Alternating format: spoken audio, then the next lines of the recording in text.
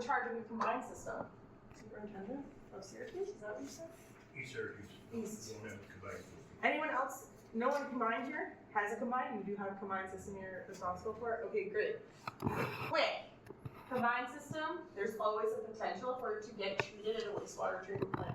Separate system, there is no potential for it to get treated.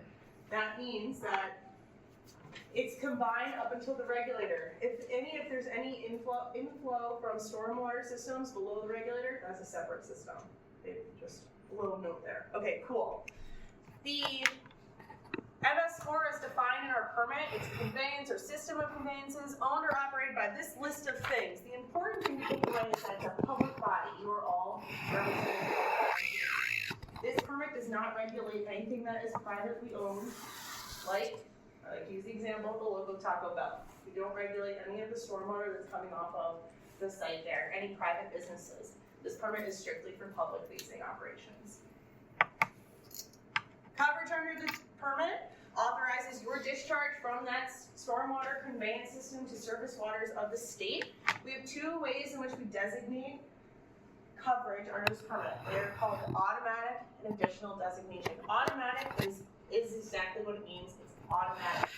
It is based on our population, which comes from the census. It goes to the EPA and it gets pushed down to the state. I have no control of the automatic area that is designated, again, based on our population. The additional designation, we have a bunch of different criteria in there, including folks that are located within TMDL watersheds. I'm saying that specifically as Onondaga is important to you folks here. Although I do not believe any of you were designated by that because you have a large enough population base, but we have the ability, DEC has the ability to bring in people into this program to protect our surface waters if they are in a TMDL watershed.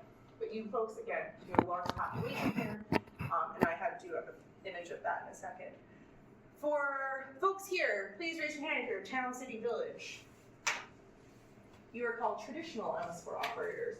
We have counties in the room. No county entities? Are county entities part of the code? Yeah. Okay, no, that's fine. Just checking. Our contact couldn't make it today. No, that's totally fine.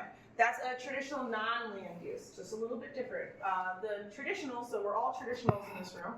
You are all reading part 6 of the MS4 general permit. The traditional non-land use, they're in part 7. It's a little bit different how they get things done there for those counties. Yes? Where's the state? State is a non-traditional. Are you state representatives? Oh, great, you're a non-traditional. Yep, no problem. The state, linear transportation, and other institutions, I might have hit something, we'll see what happens. They all fall under our non-traditional, they're also part 7. Oh, look, it went away. See, perfect. The areas, let's just do that. The areas of the state, I've mentioned they're automatic. You can see they're largely around our more populated areas of the state.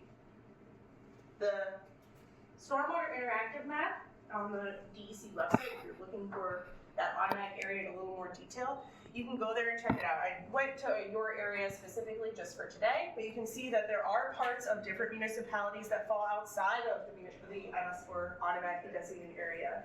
So it doesn't mean that your whole municipality is automatically designated. Does anyone off the top of their head know if you are partially automatically designated? Yeah, so like only part of your municipality is shaded in brown. Perfect. That means that, real quick, that means that the minimum control measures to the permit only apply within the tan area, except for construction and municipal boundary. Great. I'm gonna go over that repeatedly. The permit is made up of what are called minimum control measures. Those 6 minimum control measures come down from federal regulation. I'll go through those in a second, but each of those minimum control measures has to be implemented to what is called the maximum extent practicable. The minimum control measures are made up of best management practices. The permit looks different than it used to, and we can all agree on that. It looks mostly different than it used to because of a ruling that came down from our federal government called the Phase 2 Remand Rule. Phase 2 Remand Rule came about because of a lot of litigation that said municipalities, MS4 operators are confused about what they have to do. You need to do a better job, states, of telling them what they need to do. You need to be clear, specific, and measurable. And that's what that ruling has made us do. which is why the permit is now written in so much detail. It's in that detail because of the clear, specific, and measurable component. The EPA came out with some guides on how to write clear, specific, and measurable permit requirements, so we followed those guides. We also followed a bunch of other tools, including EPA written and processed permits themselves. Massachusetts is an EPA hosted permit, so we mirrored off of that a little bit, and some other local permits. There were two ways that we could have gone through the permitting process from New York State side of things, and that was the two-step approach, or what is called the comprehensive approach. The two-step approach said, hey, New York State, or all states, you can write your permit as like a skeleton version of a permit, send it out to all of your regulated entities, and then they send you their stormwater management program plan that you have to review and approve. Mentioned to you folks, there's over 500 entities around the state, and that is a lot of things to review and approve. It would take a very long time to get through all of that, and up until last week, it was me doing it full time. Our regional staff, although they're very helpful and they do a lot of great work, they have so many jobs, just like you folks. They wear many hats. They're running all, not just the MS4 side of things, they're doing all of the Division of Water programs throughout the state. The option that we chose, which is the comprehensive general permit approach option, said, states, write everything inside of the bounds of the permit. Put every single thing that you want them to do in the permit, and then you don't have to do a review and approval process. That's the route New York State led, which is also why it's so long. You might have noticed in working on your stormwater management program plans that there's also no longer measurable goals. You remember measurable goals from old permit life? You gotta say, oh, I'm gonna do some education. Well, what's your measurable goal? How many times are you gonna do it? What are you educating about? Now that's all written in the permit.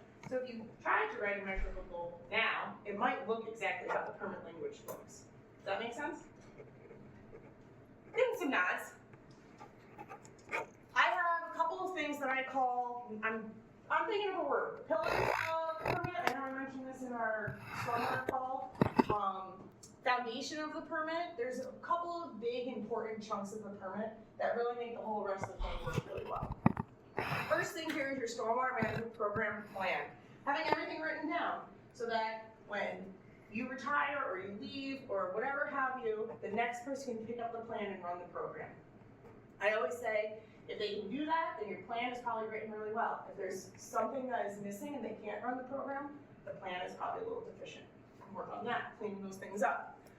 The plan has to be in written format, hard copy or electronic. That doesn't mean that you need to have a compiled, PDF of everything that you're doing, but you have to minimally know where everything lives. There's a requirement or a condition down here. You can incorporate by reference. So let's say you're doing some inspections for your, I'm gonna use the word outfalls, we still use MS4 outfalls with the current permit, but everyone knows MS4 outfall inspections. Just a couple pages of an inspection form. But you have 500 outfalls. You're gonna print all those out, put them in binders and sit them on a desk? No. But you also don't need to scan them in and have them as a PDF. What you need to put in the plan is, where do they live? Do you have them in, do you guys use any electronic tools like Survey 123? Anything like that? Are we all doing hard copy? It's fine if you are. Hard copy, that's fine. So, I'm gonna use your Kate. Are they sitting on your desk in binders? Are they on a shelf somewhere? No, I scan them in. Great. And this is all you would write. In your SWIFT plan, you'd say, they live in this file, maybe you put a file path, where you say where they live in the electronic world, so that, again, the next stormwater program coordinator can pick up the plan and run the program. Find the files. That's the whole point here. If you had them in a hard copy on your desk or on your shelf somewhere, you would say on Kate's shelf. Something like that. Again, just so when people are requesting the documents, you can find them. Mapping. So I have a couple bonus slides here because Aaron was mentioning we are concerned about mapping. We're interested in mapping here. So at the 6-month mark, this is the list of things that had to get mapped. Our MS4 outfalls, which used to be called outfalls in the old permit, and interconnections. Together, those were called outfalls in the old permit.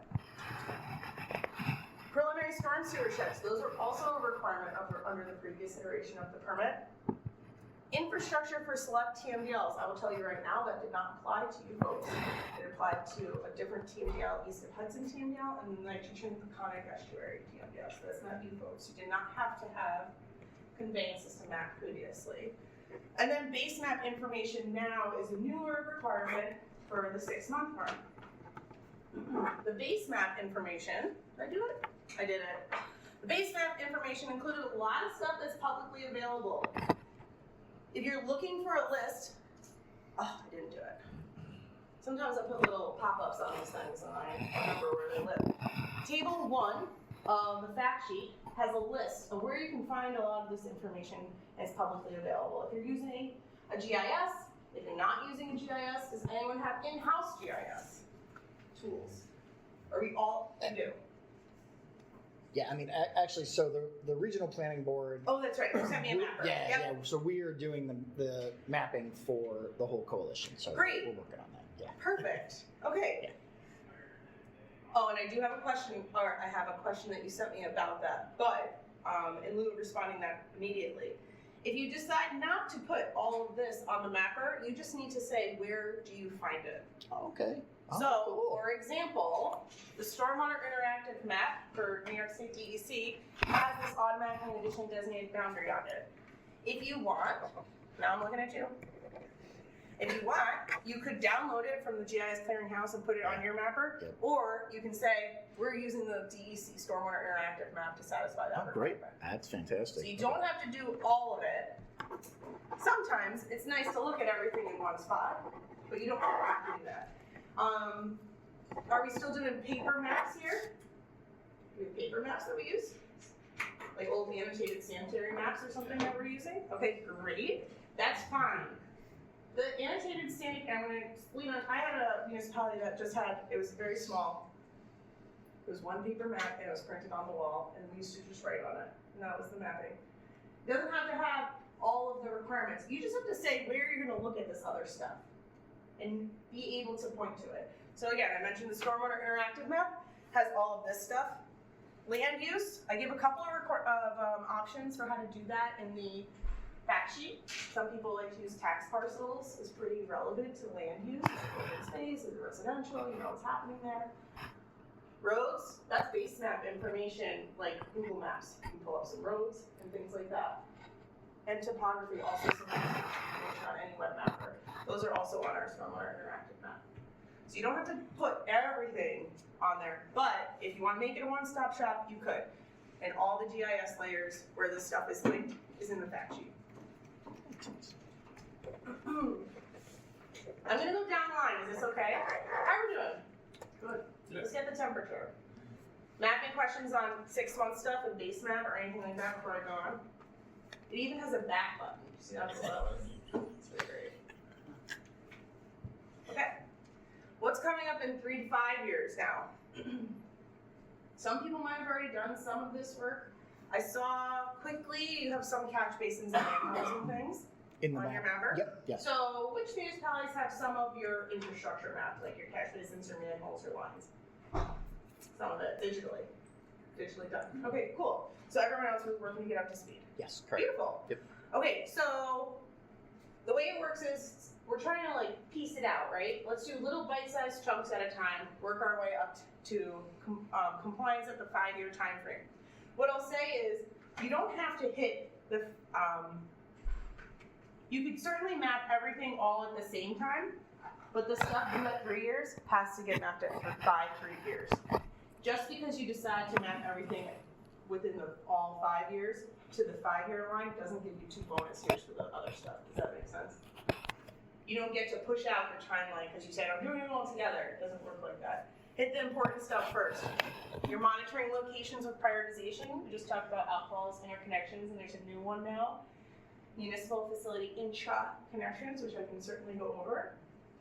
Focus areas, those are rated in the permit under minimum control measure 1, or different focus areas. What are we paying attention to while you're doing your education? We want that all mapped out so you can see it geographically, how it plays into things like your TMDL, things like your residential or industrial areas, things like that.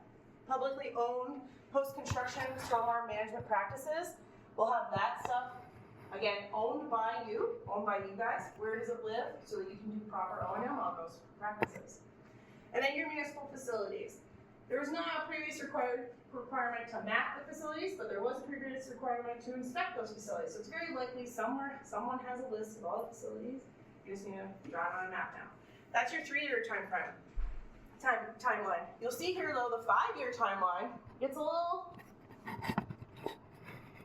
it's more robust for sure. By 5 years, you'll have to have all your infrastructure, your catch basins, your manholes, your lines mapped. That can take some time. I do not recommend waiting until 3 years to start doing that. It might take you the full 5 years. Right now, we're custing on 4.5 years to get it all done. Is there a standard EDC date now that you kind of are looking at? Like, what's the effective date of coverage, right? Oh, January 3rd is the first day of the permit, the effective date of the permit. I thought that was the EDP. Yep, and for those continuing coverage, it is synonymous. Okay. Yep, for those who are new people coming in, new entities that are gonna come in, their coverage is gonna look a little bit different than you folks. So you'll have till 2029, January 3rd of 2029. To get all the mapping done. So are we applying for grants? We applied for grants? We, we got a grant actually, we applied in 2022. Great. We got the contract hammered out. Oh, earlier right, this yes, year. yes, I remember talking to you about this with the Onondaga. Yeah. Yep, okay. So actually, and then we issued an RFP for, put up for proposals, got some nice proposals Sure. in, reviewed them all with an executive committee, Sure. and actually, so Dave's firm, Barton and LaJudas, was the firm selected. We don't Right. have them under contract yet, so that's not official, but it's like 95% official, Sure. if there is such a thing. Yeah. Sure. So, yep. And I don't know Barton Judas. Hi, you're the lucky one. So I don't know if the strategy is like taking some hard copy digitizing, or if you can do all ground truthing and GPS, GIS sort of thing, or what the strategy is. So many different strategies, and you'll notice in the permit there's no required strategy. So you can certainly take some paper maps. I'm going this way because I saw a paper map over here earlier, and digitize it, georeference it, knock yourself out. Or for when I did the work for the coalition in Albany County, we found it to be faster, and at the time, because I was actually funded by the grant, so a little more economical to have me just do straight up mapping with GPS units. Yep. A little bit different. I don't know if economical for consulting from however many dollars an hour to do the ground truthing is Yeah, I think it's really gonna be a mix of both. yeah. But probably more ground truth being than digital or paper. Yeah. Yeah. Yeah, even some of the older maps when I georeferenced them, they were off enough that things weren't on roads, and they were like, I can't find any infrastructure. I just alluded to it, but my work at the coalition extended as far as I was hired under the grant. The mapping grant used to be under WQIP, and I was hired under that grant. So I was a grant-funded staff person for a long time. Sure. Now, Christina, on that, so for the catch basins, that's one of the more labor-intensive things to go out there and get. One of the things that we've had like in our thought was to get all the measurements for all the catch basins also, but that is not actually a requirement of the mapping component of the permit, right? We just need the locations and then the pipes, right? Correct. The conveyance system. Yeah. Okay, so you're trying to streamline some things. So there's a couple different requirements. One is mapping your catch basins, and then there's another requirement later in the permit, minimum control measure 6, to do clean outs and inspections, right? I can go into that a little more of the strategy for that. The way the permit is written for the catch basin clean outs, I don't want to give anyone I don't want to make anyone stressed out about this, but you might have remembered from the old drafts, both the drafts, there was requirements to clean all your catch basins. That does not live in the permit anymore. There's no longer a requirement to clean every single catch basin in 5 years. Now there's a requirement to make considerations for, based on a few criteria, to strategize and prioritize certain catch basins in different areas. One of the criteria is catch basins in areas with a lot of construction happening, right? Sediment builds up in your sumps, and now your catch basins are not working effectively. So to make sure you address those things. So what I will say is, if you're going out mapping, sometimes it's worth inspecting, but if you do have problems in certain catch basins, then there's time frames in which you have to to clean out those catch basins. So be aware of that. If you're going out and doing mapping, in an isolated way without doing the inspections, there's no inspection or clean out requirement associated with that. Okay. It's definitely going to take longer if you're doing an inspection. When you're doing just straight up walking the streets, you stand on a catch basin for 20 seconds and you move on. Yep. So it really depends on what you're trying to get out there. Yep. And again, like I'm looking at you now, it's like the economics of it, right? You want to get how much done in so much time. Oh, yeah. You know, like on a good day, you get like 200 structures mapped. It's a lot, but that's on a good day and you're moving. Yep. So to be aware of that with regards to however you're funding it and the timeline to achieve the tasks. Privately owned, so we went over infrastructure, conveyance, those are your lines, main lines. Main lines are not lateral lines, they're not coming off of homes, they are not downspouts from houses. I like to specify that. And that is, those lines from the homes are usually privately owned, they're not publicly owned, right? So we're making sure we're hitting all the publicly owned stuff. Conveyance type and direction. So with green infrastructure being the way it is, it's pretty run rampant actually. You have open ditches, you have swales, you have some green infrastructure practices. All of that is still part of your conveyance system and the requirement is to map it. If you also have hard piped infrastructure, that also needs to get mapped. Stormwater structures are our catch basins and our manholes, things like that. And then privately owned post-construction stormwater management practices, that's now clearly laid out in the permit in a very distinct way in minimum control measure 5, the requirement to make sure that O&M is being done on those practices that are privately owned. You yourselves do not have to do the O&M, you just have to make sure someone is.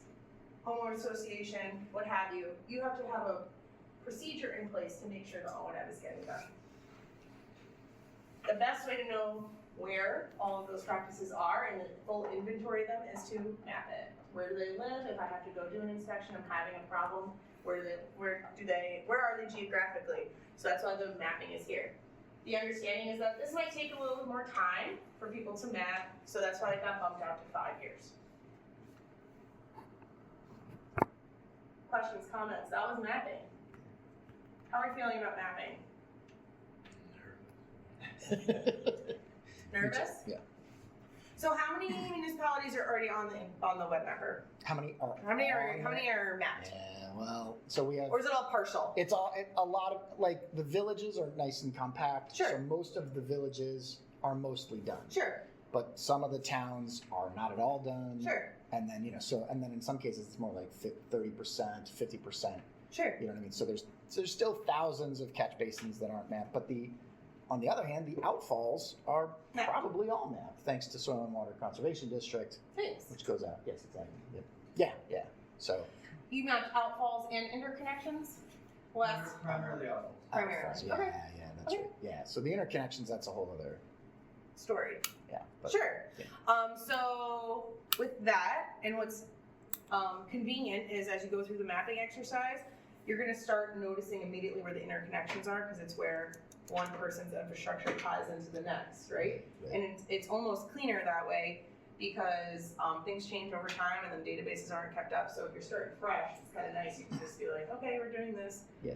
And then have a nice conversation of, look, I just throw the municipal lines on the map. And who owns which infrastructure? Who wants this catch basin? Sign up. More mapping? Did you and Aaron talk about? We don't talk. that's true. I feel like you may have read that, but for partially designated MS4s that are located within the Onondaga Lake TMDL. Mm-hmm. Great question. We did talk Thanks. about this. Yeah. So, I lied to you. if you read the permit, first blush is that you have to do all the mapping outside of the automatically designated area because they're within the TMDL. Yep. I didn't bring a copy of the permit, but there's some language in there. Yep. There is. So. Go ahead, I'm gonna pull up one note. Determination get made. Okay, here's where it gets funky. The permit is accurate. Each TMDL is written differently. So the permit has to be able to address a variety of scenarios, similar to how everyone's a little bit different here, right? We all have like little thing. Each of those TMDLs, I don't want to say they are very different. They can be. The methodology for determining pollutant loading and things like that for that TMDL can be different. For Onondaga, and this is what I was just going to try and pull up my notes because I know I had this conversation with Aaron. Oh, you know what? It's not on the computer. That's okay. That's okay.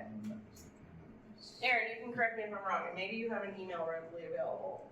For Onondaga TMDL, so I have, just so I'm being fully transparent, I don't do the TMDLs, I don't write the TMDLs, so when I have a TMDL question, even though it's put into the permit as the regulating mechanism, I have to go back and read the TMDLs to see the strategy that was put in place. So, for the Onondaga TMDL is where the automatic area, I'm looking at you just for confirmation, overlaps with the TMDL watershed. And that is where you do the mapping exercises. Okay. To be honest with you, I don't remember this conversation, but It's an email. Okay. All right. I can look that up. I'm gonna write it down too. So you're saying that as far as your recollection is, Oh wait. Oh my god. And I have a pen. This is great. that's right. Oh yeah. I'm gonna do it. Right on. That This was is great. Going to be used. Okay, great. Where is her writing on the walls? Municipality. Automatically designated area, right? This is what we're talking about. But the TMDL, I draw all watersheds the same. I'm really sorry for everybody. Oh, that's like really close in color. But watershed, this teardrop shape, it's the space where the two overlap. And again, this is the confirmation. I'll have to pull up the Onondaga notes. Where the two overlap is where the mapping has to get done. Where they coincide. That'd be great. It is not, and again, I'm going to go from memory, but the Onondaga, more rural area, obviously it's not in the automatic. You have this rural area, what is there even to map there? Is also kind of the logic to that. But that I will confirm. Okay. I will confirm that. Yeah. That would be great. That's great. I mean, yeah, that takes out huge Well, there you go. chunks of municipality. It takes out a lot. That would take, I mean, some of And the our... Onondaga is huge. Yeah, exactly. Well, like town of Marcellus, Canellas. yeah, exactly. There's whole areas, there's whole chunks of those towns that are not in the MS4 automatically designated area that are in the Onondaga watershed. They are part automatic and part not. Correct. Okay. Yeah. But almost all of like town of Marcellus, I think, is almost a huge portion of your town is in the Onondaga watershed. But not But in only the a automatic. tiny amount is automatically MS4. Got it. Yeah. Yeah. Okay, I'm doing it from memory, so I'm gonna double check my notes. That TMDL does do it differently. As I mentioned earlier, DEC does have the ability to require the entire watershed do something. We have that additional designation authority. But if I'm remembering correctly from my Onondaga review, Onondaga was not that TMDL. But look at me writing it down. Do you remember actually? I know I talked to Matt about this. I don't remember. I feel, and maybe talk it now.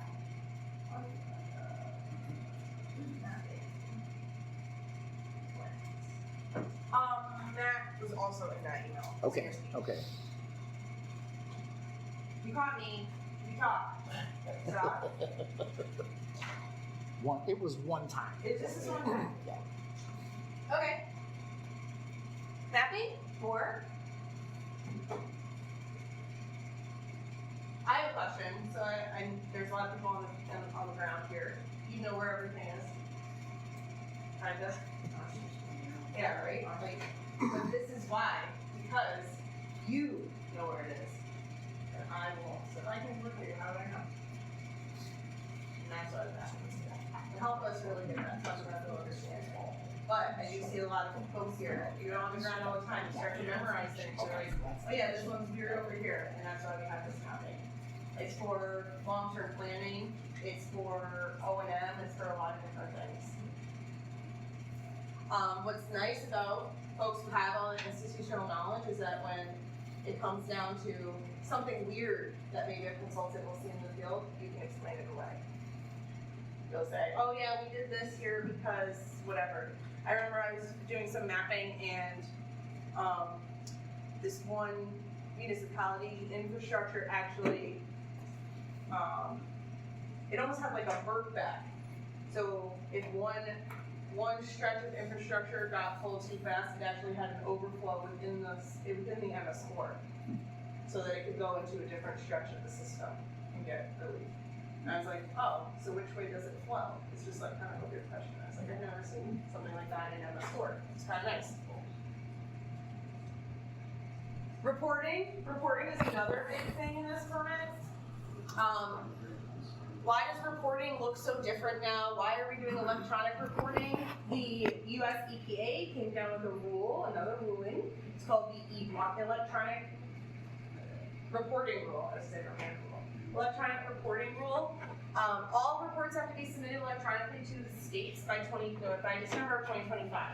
So we got a little bit of a head start on that. We're trying to ease everybody into it so we can troubleshoot and get all the kinks out for by the time it's actually due for us to have those requirements in place. But it is a requirement for us to have everything electronically. That's for the annual report? I thought, isn't there something due October 1st? October 1st is the interim progress And that certification. has to be done online also. Yes, all reporting has to be electronic now. We're moving electronic. So the first one you just mentioned, nope, it's no problem.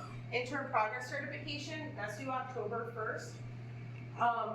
Previously, and you guys were part of this group, so it was on and on your TMDL. Folks with the TMDL had to do semi-annual reports, remember that name? It's the same idea, but it's now called interim progress certification. And it is a requirement that you report back to the DEC every 6 months. Not just you folks, everybody statewide now has to do this because there's a requirement that anything that takes longer than 6 months to do, or excuse me, 9 months to do, we have to ask a status check on it. So I just said mapping, 3 years. I have to ask you what's going on with that 3-year timeline. What's going on with this 5-year timeline? Things like that. We have to get a check-in on all that stuff. I see you have a printout copy of the interim progress certification. I went and did it, and then so I did it online. Perfect. I didn't finish it. That's okay. And then I'm not scoring. Yeah. But I wanted to see. Sure, absolutely. I did get a lot of questions why I don't have a hard copy. You notice that there's a lot of drop downs and things. There's also a lot of conditional questions, like some questions only pop up if you answer a certain way. So it gets a little confusing because it's definitely conditional. For you, you selected Onondaga TMDL, and then you got a bunch of questions that popped up. Yes, you're an Onondaga TMDL. I don't want to assume actually. I shouldn't assume that everyone is. You get us, right? Huh? Oh, you for? Oh, no. Oh, I'm sorry. I was doing this for the village of Millis and the village of Marcellus. Yeah, they'll be. Okay, That's so it. there's a drop down that comes up, but only if you select the TMDL. So again, you folks, other people around the state are not in the Onondaga TMDL, so they wouldn't click any of those buttons. The interim progress certification, have you all looked at it? Take a peek at it? The last page says 6 month, what is it called? 6 month compliance check or something? Compliance schedule. Thank you. This is great, thanks guys. Compliance schedule review? Yes. Great, and that's the check-in. What's coming up, what's coming down the line? Ask you the first table is what's in the 1 year time frame. Have you checked out this stuff? This stuff is coming due at 1 year. What's your status on it? Again, not just to not to harass you, but to say, hey, remember there's stuff coming up in 6 more months, pay attention to this stuff. That's the page that's gonna show up every 6 months now. The other question I get a lot is why is the annual report and the interim progress certification, you'll see here, they both end in January and they're both due April. It's because the annual report is gonna ask different questions. The interim progress certification is like, hey, are you paying attention to the stuff doing the 2-year mark, the 3-year mark, the 4-year mark? Pay attention to the stuff coming down the line because it's gonna get here quick. Question for Karen. Historically, the original planning board has always done the mineral control measures 1 and 2. Yeah. Is there been any thought to what you'll be providing EMS scores rather than the interim? Yeah. To be honest with you, I haven't looked at what's online. I don't even know. I don't think you need to provide anything for the interim. I don't think so. from what Okay. I understand. But I then mean, when we- you get to the animals, we can provide whatever, but, we can provide like a memo to everybody What saying animal what we've control done. measures do you do? Really just MCM1, so. Okay, I'm gonna do like right off the top of my head, probably not. Probably don't Okay. have anything from Aaron Okay, to do all this. Okay, Just one? yeah. Okay. I forget how many questions it is, but you notice it's all yes, nos. It's yes, nos. If you haven't looked at it yet, it's yes, nos, and not applicables. If you say, it's asking you, did you do this task? Yes or no, or not applicable. Yes, I did the test, check the box. No, I did not do the test. If no, there's a comment box will pop up. That's to streamline our review. Because if you say no, and I'm like, but why not? Then I have to either call you or email you or something. It's like too much back and forth. So instead, if you say no, why no? Write it down in the box. If you say not applicable, why is it not applicable? I mentioned in the video on our webpage. There's a video also on the interim progress certification, how to fill it out if you're looking for that. Some small villages don't have construction projects occurring. Any small villages with no construction here? This is for you. No, I haven't done this because I don't have any construction happening here. Things like that, and you'll say that in the box, why you're not doing it. Okay, I have a question. Yes. I tried to go through this and it might just be that we're behind. Part 8 and part 9, when we get into the impaired. So we just have a little teeny part of Cicero that falls in the Onondaga Lake watershed, which also is impaired. So we Sure. fall into part 8 and part 9. So, part 9 trumps part 8. So does that mean I don't have to do the part 8? Don't stuff do over part 8, you do part 9. Oh, okay, well that's one win, little win. Here's why. Well, let me explain. Here's why, and it'll make more sense. The part 9 requirements look a whole hell of a lot like the part 8 requirements. Yes. It seems redundant. Okay. That's why, it would be redundant. So then, let's say for example, you have to do education on how your local law talks about phosphorus, right? But it says that for both sections, so you wouldn't do it twice. So we can just say no on part 8 because we're gonna say yes on part 9. But the question. Also, the Onondaga TMDL, the other way to check this is, the water body segment is listed in Appendix C. It's not listed in Appendix C. Yes, you're right. Where is it? It's TMDL. So it doesn't duplicate itself on purpose, it's its own thing. Okay. Part 8 is for only those listed in Appendix C. That aren't in the TMDL. That are not. Okay, so ours is. So, but then we get to this MS4's operators local law or legal mechanism required. Education. Yeah, so was that, so we have local laws done way back when that for construction and everything. I don't know of one specific to a TMDL. Sure, great question. Yeah, is there supposed to be one specific to a Can you read the whole question? For the TMDL? For the group, yeah, because this is a group, everyone's gonna have the similar question when you get there, so we'll do it. Has information on how phosphorus is being addressed by implementation of the MS4 operator's local law or legal mechanism with content equivalent to the model local law been made available? Great, and this resides under minimum control measure 1, which is education. It's your ability to educate that your local law is going to address the phosphorus issue. It's not update your local law to address the phosphorus issue. Your local law is already doing that.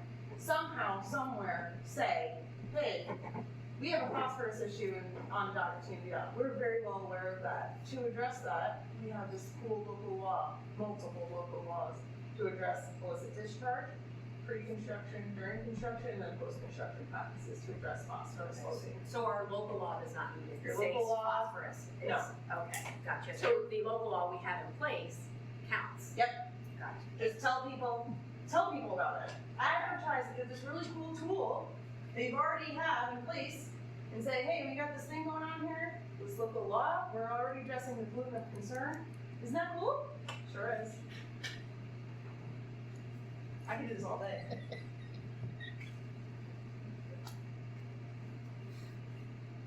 This is tangential to a question you told me about, but we'll get into that when we get to the questions. More on reporting. I forget how many pages it is. How many pages is front after page? It's a lot of yes. I think no's. about 5. Yeah. Okay. So if you haven't looked at it yet, I don't feel like it's very long. I do feel like it goes pretty quickly.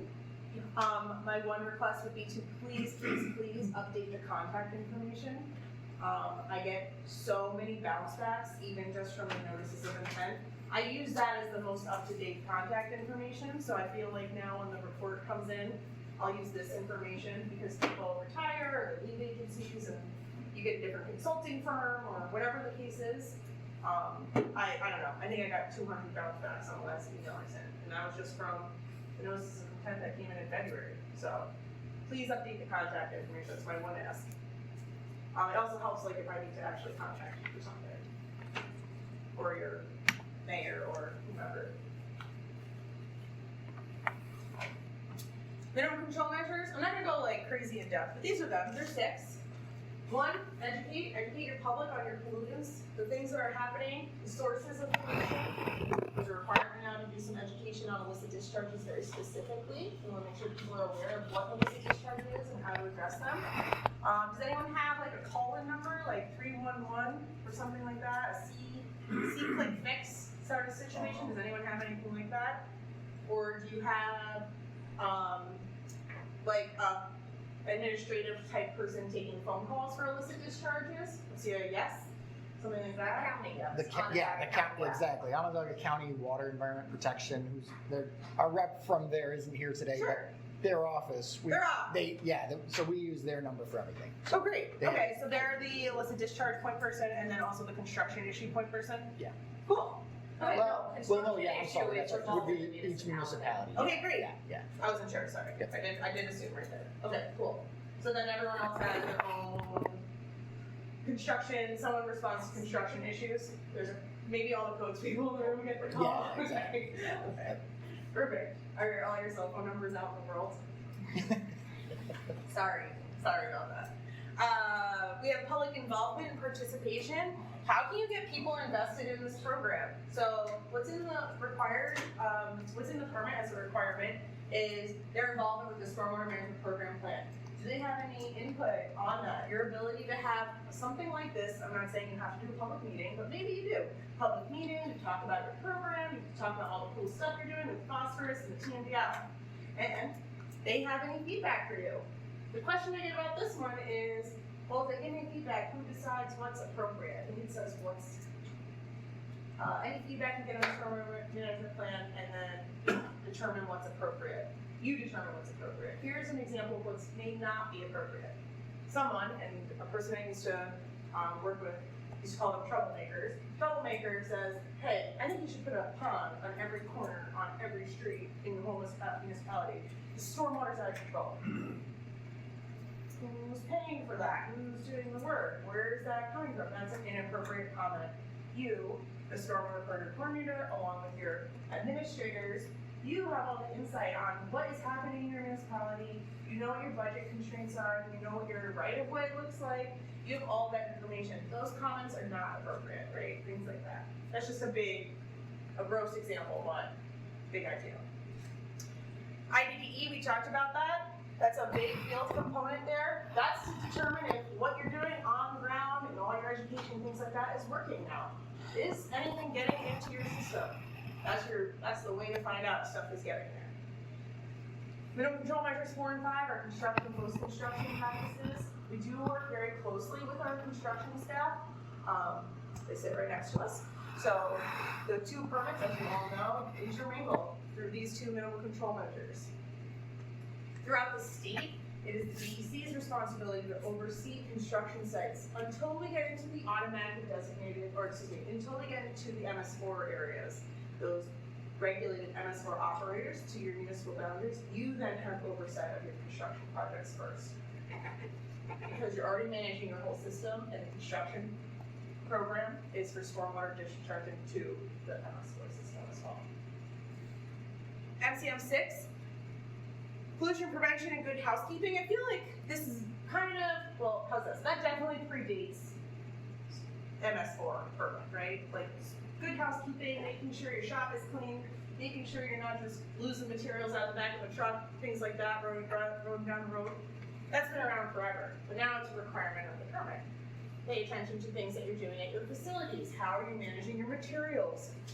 Is there a potential for any of that material to make its way into your stormwater infrastructure? If yes, what are you going to do about it? Those best management practices. because we are here in the Onondaga area, I'm gonna go through this real quick. So we have, I like to call part 6 and part 7, what I mentioned before, the base program. Everyone has to do part 6 or part 7, right? You are all traditionals, you're all doing part 6. That's our base minimum control measures, blanket across the room. Then we get into more enhanced requirements. The first one is for sewer sheds, the discharge from impaired waters without a TMDL. That's part 8. Part 8 requirements. There's a little extra bonus work we have to do there to try and address the pollution that is happening in those areas to prevent the further impairment of those water bodies. It's almost like it's a step before a TMDL happens. It's like that on purpose, because then I don't need to get to the point maybe of a TMDL. For part 8, I'm gonna look at you right now. Do you have other part 8 water bodies? Well, they're a part of the TMDL. They're all part of the TMDL. Okay. Does anyone else know if they have part 8 water bodies in the Appendix C? I was gonna say, I don't know about Appendix C off the top of my head, but Oneida Lake, I mean, is that? Outside? I think it's all in the Onondaga Lake watershed. Yeah. Okay. Nothing is outside of the Onondaga watershed? No, I mean, town of Sullivan's not in Onondaga, right? There's no, you're not in the Onondaga. No, everything in the town of Sullivan runs right into Oneida Lake. Okay, so this might apply to you. Yeah. And again, I don't have enough familiarity with the area, but it might. So the list came from, we have, for the state, there are over 20,000 segments, chunks of water bodies that are assessed around the entire state. Each water body, I think Onondaga included in this, the Onondaga is broken itself into little chunks in the way we assess those chunks. So I like to do the Hudson River because we're over in Albany, but I did all my work there too. So Hudson River runs the length of New York State essentially. It's not one big chunk, it's broken into dozens of little chunks, those assessment units. So what happens is, New York State has a list of all those assessment units. That's our WIPWL, Water Body Inventory Priority Water Body List. Those are those assessment chunks throughout the state. Those assessment chunks are what make their way onto our impaired waters list based on how impaired they are, the impacts of their environment are having on those water bodies. And then, through filtering criteria, they make their way into the MS4 permit in Appendix C. Let me show you how we get there. 20,000 water bodies throughout the state. I'm going to give you an estimate, I don't know the actual number. Let's say 5,000 of those are impaired, but they're impaired for everything from phosphorus to PCBs. MS4 permit is not going to address all of those things. There's no way. We cannot solve all the pollution problems, but we can do what we can. We're going to address instead the pollutants that are coming from an urban stormwater source and pollutants that we can address through this permit, which includes phosphorus, nitrogen, silt sediment, floatables, and pathogens. Those are all represented in separate sections in Part 8. So, in the Appendix C, it's only about 200 water bodies when you filter down that way. Only those that have an urban stormwater source and only those with pollutants that we can address through this permit. Again, we're not trying to address everything throughout the entire state. Permit can't do that. Separately, we have the enhanced requirements for TMDL watersheds in Part 9. And those requirements are there because of a couple of different reasons. The TMDLs are developed and then they have watershed implementation plans associated with them. How you're going to do all the requirements that are in the plan. Fine. Sometimes there are the base program that I mentioned before, Part 6 and 7, is enough for the pollutant loading for the TMDL. There are dozens of TMDLs around the state. You might notice that Part 9 only has 5 TMDLs in it. And that's because the pollutant loading for that TMDL cannot be satisfied through the implementation of the base program. Instead, it needs some bonus requirements to get there. And that's where Part 9 comes in. Part 9 is the stuff that within a TMDL you have to do on top of the base program to meet the pollutant loading reduction needed. Pollutant reduction needed, not loading reduction, sorry. Too many words there. Does that make sense? So not every TMDL is in there. I use the Long Island. If there's a Long Island dissolved oxygen TMDL, I always use. It's a very big area it covers. It's not in this permit. And that's because the base program, MCMs 1 through 6, let it get to the pollutant reduction that is needed to satisfy the TMDL requirements. Questions on that? I do have a slide somewhere on .gov. Did I do it next? That would have been, no, I didn't. But I had, these are questions that Aaron sent me that I was gonna go through, but this is a good, do we wanna chat? Do you have questions?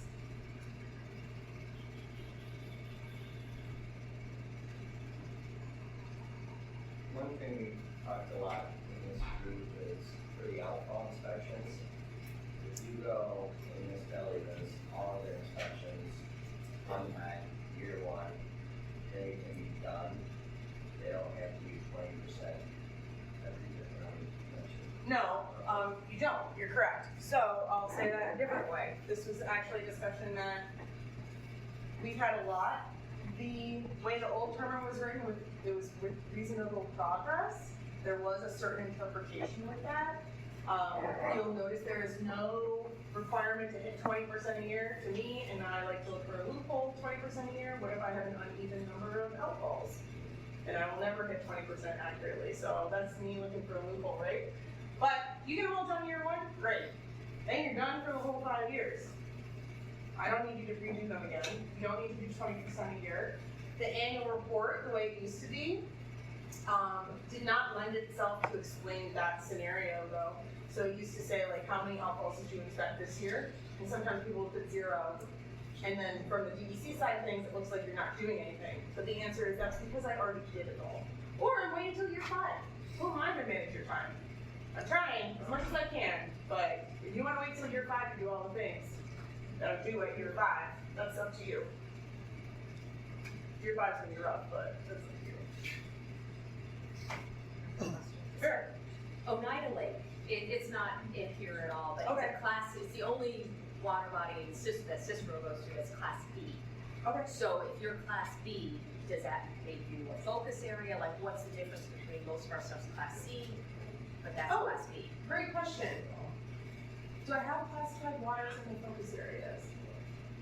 I think because I did the WQIP grant for the backdrop, and so I had to go through that catch basin cleaning plan, to do that, so we had to create it. And so it looks like it becomes a focus area. So Sure. our first focus area would be the TMDL area, then would be the Oneida Lake area. It's, You're trying to internally prioritize outside of permit requirements. oh no, I mean, I was Okay. just trying to meet permit requirements, so I thought, do we have to, don't we have to do focus areas? Yep, let me see what the classifications are though. Oh.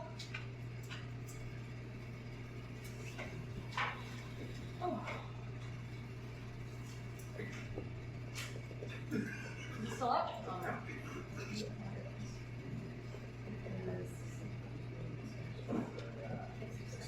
The Oneida Lake watershed incorporates almost 10 counties, from Lewis County over to Dorset County, Osceola River, Shenango Creek, so to the west, it's a humongous area. Goes up to Lewis County. Yeah, parts of, yeah.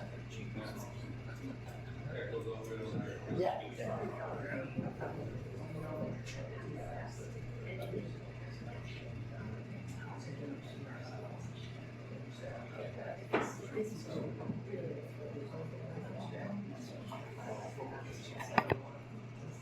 The requirement to map your focus areas, to know where these things exist within your regulated bounds. Your MS4 area, your town, there's a lot of different ways you can cut that. So I try not to stick to one word there, but where does this exist there? Focus area. Based on these focus area, there's educational requirements. You're trying to figure out what kind of clientele are in these areas. So these water bodies up here, and you'll see above C. So you mentioned the C water body? Yeah, most of us, the town is C except for Okay. Oneida Lake. So C water bodies, here, I'm gonna try and do it off the cuff. C is non-contact recreation, so it's like boating and kayaking. B is contact recreation. A is drinking water and up sort of stuff. So you'll see that the water bodies here and what was written in the draft permit, which was not clear, which was high quality water bodies. So we defined high quality as these water bodies here. Then you would basically put a circle around that area and you'd say, okay, and now who are my target audiences in this area? Maybe everybody in that area is a resident. Let's just pretend. Then you'd say, hey residents, do you know that you fall within an area that goes to a high quality water body? Something like that. Or maybe there's a problem in that area. Maybe there's a lot of illicit discharges. Maybe there's dog poop beds all over the place. Maybe there's whatever the case is.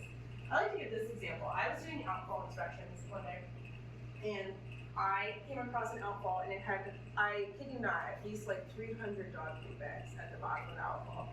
And I was just like, someone every single day walks the dog and chucks it down the catch basin, right? And it just gets flushed out every day. And I'm like, there are 300 dog poop bags over here. Pretty impressive. But there's time. I mean. Yeah, you have 3 years to do Yeah, this. to my knowledge, we haven't talked about this as a coalition defining the focus areas and talking about how that will be kind of rolled into. I mean, I'm kind of assuming that, since we do the MCM1, Yep. we would have a role in doing education to these audiences within these focus areas. But that hasn't really that's not a conversation. I was kind of thinking we would do that in conjunction with the mapping. As the mapping gets rolling, we would kind of be drilling into the focus areas. So.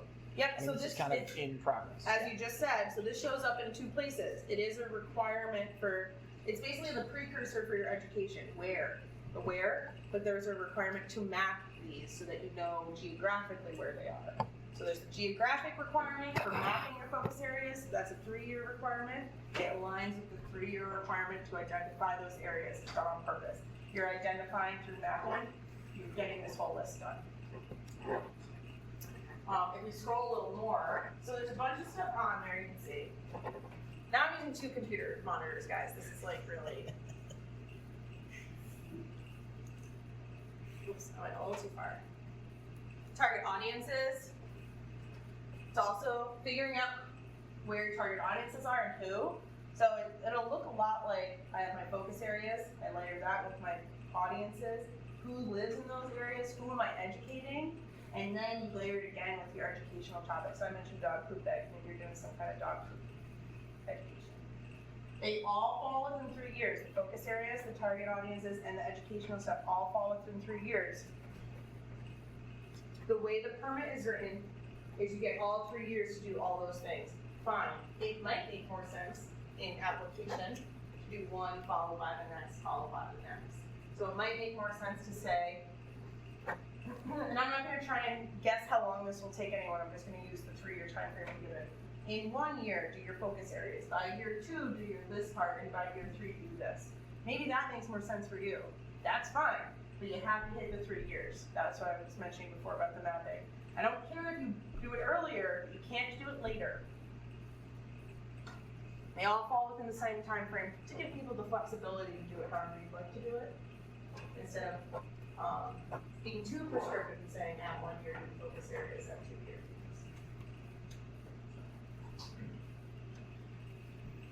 Does that make sense? Oh no, it does. Yeah, I mean, my obvious question is, do you have? I'm getting recorded a lot, just pointing at you. Right. As examples come online of how other places have done this, I always love to have something Sure. like that in the back pocket. But maybe it's probably too early for folks who have been doing this. I do know some folks have been doing this previously. It used to be called geographic areas of concern in the old permit. I don't know if that rings any bells for folks. It's confusing because it just said figure out your geographic areas of concern, right? And then that's what the EPA basically, or the environmental, like, what do you mean by that, states? And that's where the whole phase 2 and goal. That's not the only requirement that made it happen, but that's just a good example. It said figure out your geographic areas of concern. I don't know what they are. Well, we're telling you now. They're the focus areas. Figure out your target audiences. Well, I don't know what they are, so we're telling you what they are. Okay. Educational stuff, that's really based on what's happening in your area. Table, maybe 2. maybe 3 of the fact sheet has a whole list of educational, what target audiences you have versus what educational material might be appropriate for those audiences. Again, based on what you're seeing there, you don't need to arbitrarily educate, we're doing targeted education. So if you see a problem, how will you address that problem through education? The stuff in the fact sheet should be used as a tool. It's not a hard and fast permit requirement, it's supposed to help guide you to get through some things. Were you folks able to attend the MSR Operator Forum in May? Attended? Okay, wonderful. We were talking about those earlier. So that is where I plan to have a venue so people around the state can talk about what they're doing, cool stuff they're doing, so people can kind of get ideas of what's going on. I mentioned before, we're under the comprehensive general permit approach, so I cannot prove or review or approve anything that goes through that forum. So if you think someone is doing it wrong, you don't need to do that. But I am not the person that's going to stop the conversation. Something else we talked about when you mentioned you were going to record today, which is fine. I don't record those because if something does get said that is not in compliance with the permit, then therefore not recorded. From the DEC standpoint, that's a DEC issue, right? If they don't want to record anything, that's not right. Cool. I do plan to have future forums. So right now, just with trying to stay up to speed with everything coming out. I'm moving everything electronically too. Like DEC has a lot of stuff going on. I really wanted to have one in September. I'm not going to be able to do that, but I'm shooting for November. You can write that down, and that will be just before the 1-year time frame comes up, right? So I'm trying to get at least a month before those 6-month chunks show up around, so we can have those forums to have a nice conversation. Okay, let's see. Oh wait, I guess I don't need to do that. Maybe I can move the permit.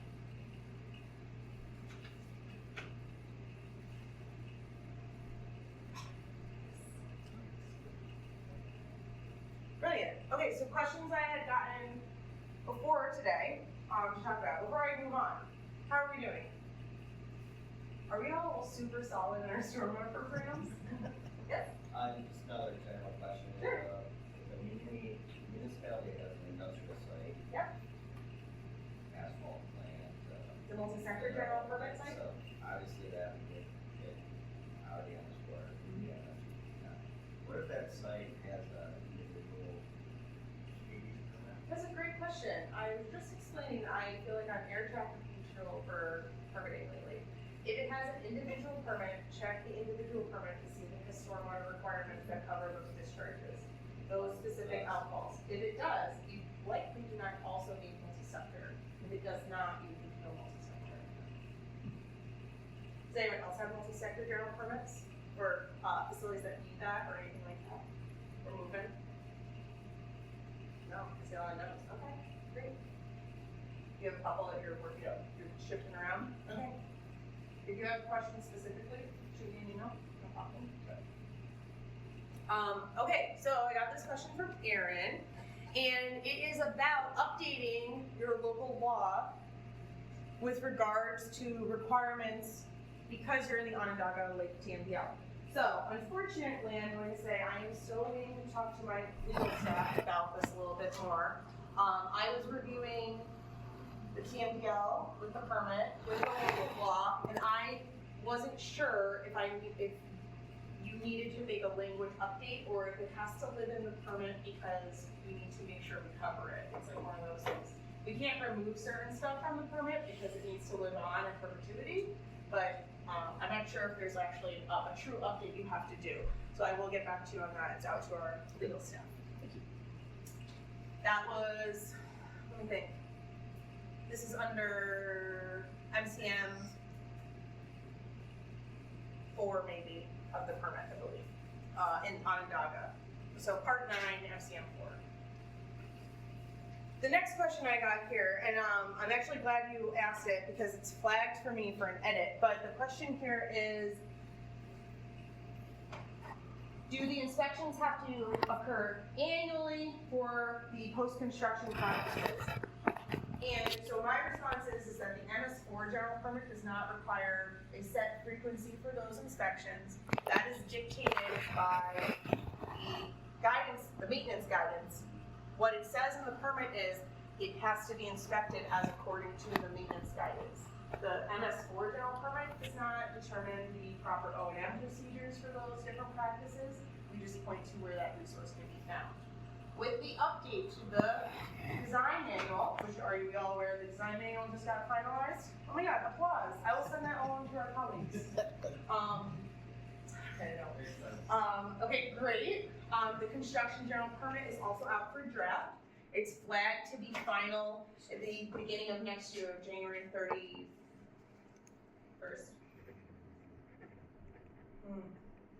Don't quote me on the date. End of January next year. It has to be final. When that happens, you'll notice I'm still referencing the 2017 maintenance guidance and also referencing the 2020 construction general permit.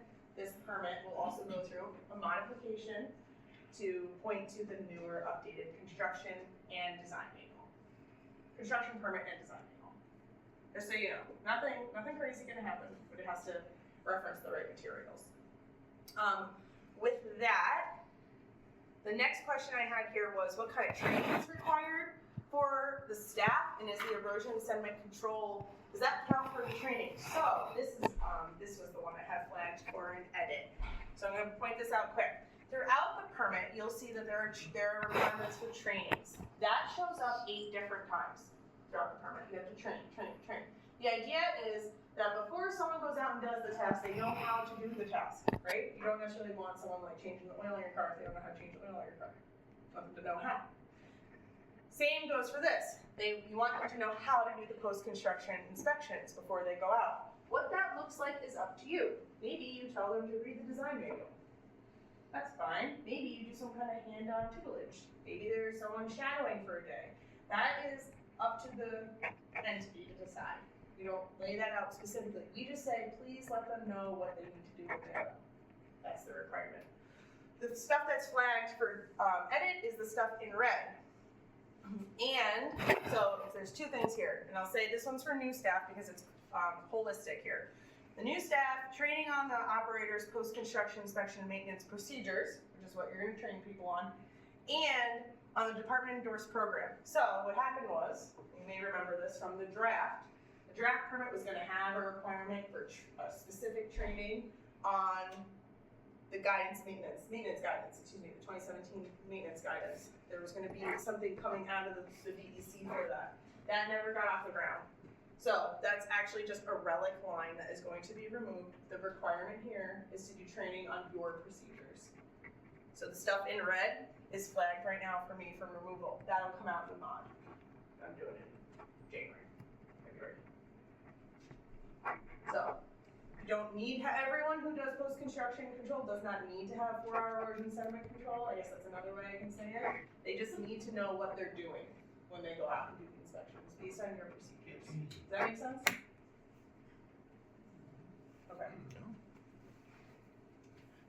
I'm sorry, does that have to be, is that one of those things that is somewhere documented in the swim?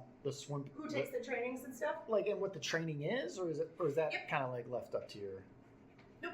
Okay. Well, okay, so yeah, it's left up to you to decide, and then you document. There's a requirement down here. Document that you did it in the swim plan. What you're doing, how you're doing it. Again, if someone comes to you, or if you as the Stormwater program coordinator leave, you get a new person coming in, and they need to train someone on post-construction practices. What did the training look like before? And did it exist before, right? Be able to hand that off. This is just from the responsiveness summary. I will say I don't expect everyone to read that document. It's very long, it's very robust, but there's a lot of really good information in there. So in your free time, when you're going to bed at night, if you want to print the first 200 pages out and like slowly peruse through it. I will say probably the first 20 to 30 pages are some of the most helpful stuff. It's where the biggest problems get answered. The biggest things that people had problems with from the draft been answered in the first few sections of the responsiveness summary. You see this one's number 9, it's on training. Training happened throughout the entire permit, but it gets addressed really early on in the responsiveness summary. So here it says, local procedures to be developed and conducted in-house, and you, as written in the fact sheet, the training could simply consist of providing procedures used to complete a certain task. I know a lot of people who are going out in the field, they'll sometimes you'll have like a very informal, like, what are you guys doing today, sort of like tailgate discussion. I don't know if that's the best way to train someone. I don't know if that would be the right answer, but maybe you have a 1-page procedure. This is how we do this task, and you hand it to them and they read it, and it takes 5 minutes, and that's okay. It doesn't need to be a formal sit down, you know, PowerPoint slide sort of thing. Okay. How does the enforcement response plan relate to non-land use control entities like the county? So, what I'm going to say about this is, and actually, who was the person who also emailed me? Jed? Jed Walsh, yes. He also asked this question. Yes. Okay, so what I'm going to say is I'm going to go through the enforcement response plan a little bit for you guys, and then we'll talk about this.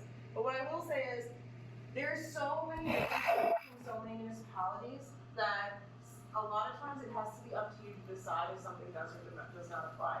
I know that sounds like I'm really passing the buck, but it's not wholesale for everyone. Even the counties, different counties do things differently around the state. And we were even talking before, this regional planning and development board does things differently than other regional planning or councils around the state. This is actually the only one that I know that hosts the coalition. Other councils around the state do not host the coalition. The coalitions function independently, and then the council is there to help. So it really just depends on what you're doing. I'm going to go through enforcement response plan. Let's go big picture. Don't look at the words necessarily. They're there for like guidance, but we're having a nice chat. So your legal authority is what you have. All of you are traditional, so I'm going to say you have local laws. If the county was here, I would say you have a legal mechanism. They don't necessarily have a local law, they have a legal mechanism. But for you folks, you have local laws. So you have these local laws that say I can take enforcement action on if I see an illicit discharge, if there's something going on at a construction site, or someone's not managing their ponds properly, right? Those are just examples, big picture. But there was nothing really written to say, what are you going to do? That's what the enforcement response plan is. The enforcement response plan is, I have the ability to, enforcement response plan, what I'm doing is this. So, I have the ability to take enforcement if the construction site is not maintaining their sediment control or paying attention to the housekeeping practices. What I'm going to do is, based in my enforcement response plan, it says I'm going to talk to them verbally. I'm then going to write them a letter. I am then going to take some, maybe take some financial action, do some sort of fining, something like that. Again, the point is, if I came to work for your municipality, I'm a new person, and I saw a problem, I'd say, let's just fine them. And you say, that's not what we do here. I said, well, where's that written in my enforcement response plan? We don't just fine people. That's fine, you don't have to. We talk to them first, we write a letter, have a conversation, but we document it, right? I went to this guy's house on this day, or whatever, this site this day, and I talked to them, and this is what happened.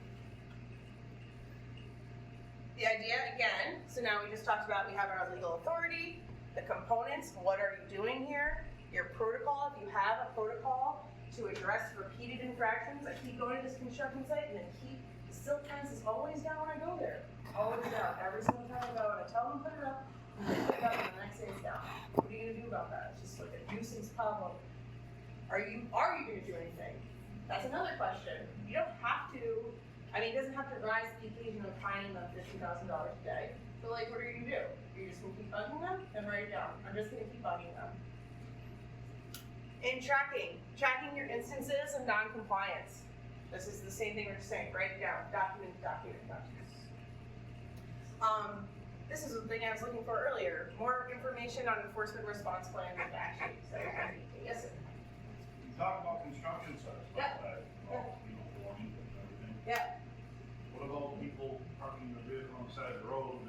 dripping.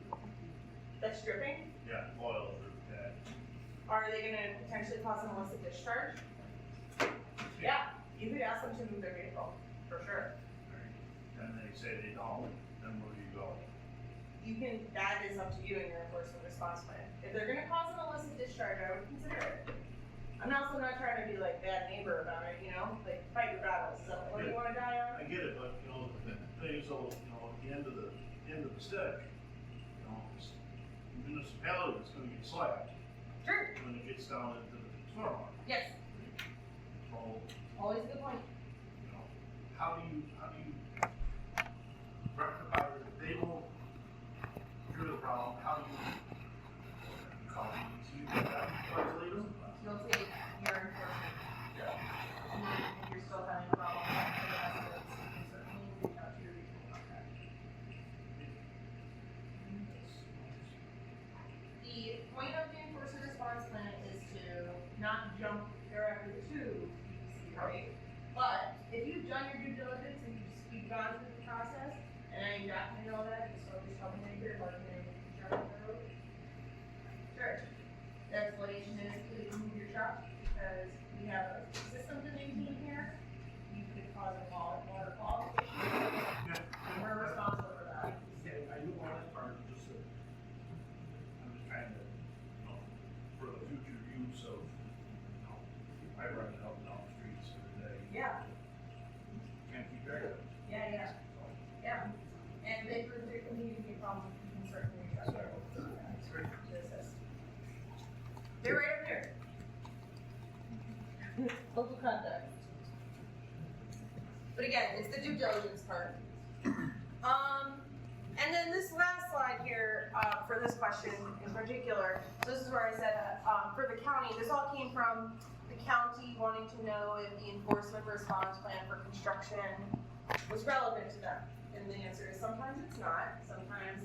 Sometimes some counties, they themselves are the owner-operators of the construction projects that occur within their right-of-way. It's not owned by a private entity or something like that. That's not always the case, again, across the entire state. So it is up to that specific county to determine that. There's a condition in the permit that says if something does not apply to you, just say it doesn't apply to you. For example, here, we'll go back to focus areas quick. We brought it up before. There's class A, whatever water bodies in there, find them all. Maybe you don't have any class A's. Okay. I don't have any of these, therefore I will not document or identify them on my map. I don't have them in here. So, things like that. Again, the permit has to hit over 500 entities. Big picture. Question about your mapping. So this is where I'm gonna go and say, the question was, does our current ArcGIS, the web mapper platform, satisfy permit conditions? So my answer is going to be, I cannot approve or review your web mapper. But what I will say is a bunch of different things to help you get there, just hopefully make you feel more comfortable. So, again, we went through this. I can't approve anything, right? We talked about this earlier, the two-step versus the comprehensive approach, fine. Reviewing and approving falls into our two-step approach, fine. For mapping, we have all this information at 6 months. But what I will say is, oh, there it is. In the fact sheet, it very clearly lays out that if you want to use multiple tools, this is what we were talking about earlier, your web mapper, the Stormwater Interactive Map, if you want to use an in-house GIS, if you want to use DEC Info Locator, whatever you do, you say in your SWIP plan what information you're accessing where. You can use multiple tools. Paper maps, right? We have paper maps again. My paper map is not going to be ready, is not going to be digitized until year 3. Therefore, until year 3, you're going to do your paper maps. That's okay. Just say what you're doing. And again, for mapping, you can use however many tools you want to use. Okay. Is that always the easiest? Do I recommend that? Maybe not. Like a lot of times it's easier to have all the information in one place. Sometimes it muddies the waters too. So maybe it's nice to have a poster of the Onondaga TMDL watershed over here, and then all your infrastructure over here, or something like that, whatever the case is. Your INA. So this was, you're working on it, you're working on your IMA, Yeah. and I know you noted here, DEC should be aware of it. I'm not sure what we need to be aware of about you working on your IMA and getting things up to speed. Get it up to speed. It's part of the alternative implementation options that you have an agreement amongst yourselves that you're gonna work together in some fashion and one neighbor help the other sort of thing, shared services agreement. That's fine. Yeah, again, I think this was, I know the county provides like a suite of services Sure. to municipalities in the county, and I think some of that is still kind of being hammered out right now. Sure. Like people are, municipalities are working on getting their agreements back to the county and everything like that. Sure. I think that was it. Yeah, okay. What? How are we doing? I mentioned I literally had like 100 slides prepped for today, so I'm not gonna go through all of them. To that end, the next chunk here is the stuff due at the 6-month time frame, the end of June. That's the stuff you're gonna be reporting on October 1st. Before I don't need to again, arbitrarily just go through stuff. If you have questions, like I said, I have tons of materials. I also am not afraid to just pull the plan up and we can look at it together. What do you guys have questions about? Is this 6-month stuff what you want to talk about, or what topics are you interested in, confused about, curious about? I would love to hear about the 6-month compliance items, so. Yeah? Yeah, it would help greatly. Okay, no, we can do that quick. 6-month compliance items. So I do have, these are just a couple of the items. I'm gonna say they're the big ones. The big ones. It's not every single little item on the sheet that you have in front of you, but it's the bigger ones here. Within 6 months, let's do it. We'll do, I have a recording of this on the webpage too, so you'll get it from me. Great. Please feel free to ask questions. It's also on the webpage. So some of the bigger ones, getting your swim plan up to date. Thank you. Have a good one. Appreciate it. No problem. Getting your stormwater management program plan up to date within reason. Okay. You didn't do the stuff that's due at 5 years yet. You don't need to write about it in your stormwater management program plan. I got that question a couple of times. It's not due yet. You don't have to write about it. No, don't worry about it. But you want it up to date with the 6-month stuff, right? You just did some stuff. There's a 6-month time frame. You're getting things up to speed. Keep everything up to date. You want to keep rolling with it. Because I went too far, guys. You didn't tell me again. But as you know, it snowballs, right? As soon as you stop updating something, now you have to like wholesale update it instead of just staying on top of it. The other ones, mapping. We talked about mapping a little bit today, the stuff due at the 6-month mark. And then the enforcement response plan. I'm gonna go through all of them. This is just highlight reel. And then another big one is the inventory of construction sites. Now I'm gonna talk about how to get these things. Your swim plan update. So this slide looks familiar because it's copied from the one that I mentioned earlier. Get everything written in hard copy or electronic. It's written though, that again, written version is the key. And then big takeaway is you can incorporate by reference. Get your swim plan up to date. And I don't know if you're concerned about something specific about the swim plan, but again, up to date as relevant as today. Something due in 3 years, you don't need to document it yet. It's not due yet. But something due today, you should have it in there. There's a requirement to update your swim plan annually. We have to have minimum milestones throughout the permit. So annually, you're gonna wanna reassess what's in your swim plan and make sure everything is up to date. Contact information changed, you moved the filing, things like that. You wanna make sure you update your swim plan. Oh look, here's some more. The fact sheet, again, is a really useful tool. It has a lot of information. You may notice the fact sheet is written a little more in English rather than legal language like the permit. It also has a lot of, although not a permit requirement, you may, that is me saying those things. It's not a permit requirement, but pay attention to this please. Sometimes I put little blurbs in there just for ease.